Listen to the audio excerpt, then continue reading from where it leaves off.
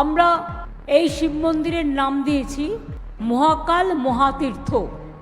এই দিনটি বাংলার মুকুটে আরও একটি আন্তর্জাতিক চুক্তি হিসেবে বাংলার পালঙ্কে সংযোজিত হলো, যা আগামী দিন এটা international tourism spot of destination হবে।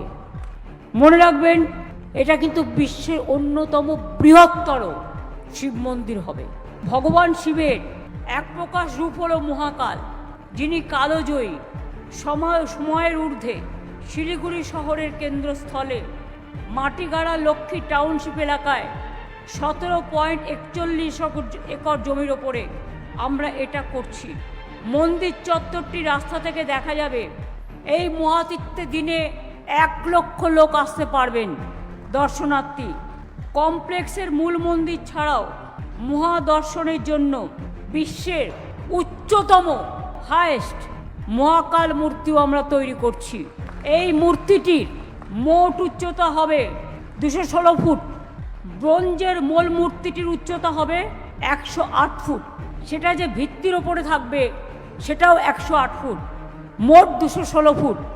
আমি সারা বাংলা সহ সারা দেশ বিদেশ সকলকে জানাই আমার আন্তরিক অভিনন্দন।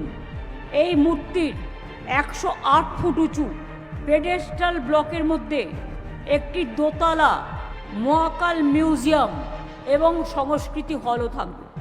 এই মন্দিরে 2টি নন্দীগৃহ থাকবে, যা পূর্ব ও পশ্চিম দিকে অবস্থান করবে।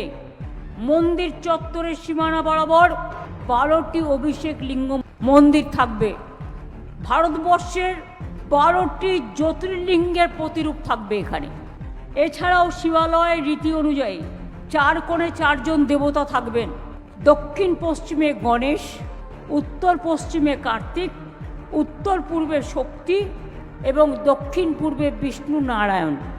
মহাকালের কাহিনী ও মহিমা পাথরের শিল্পকর্ম এবং ফ্রেস্কো পেইন্টিংয়ের মাধ্যমে ফুটিয়ে তোলা হবে।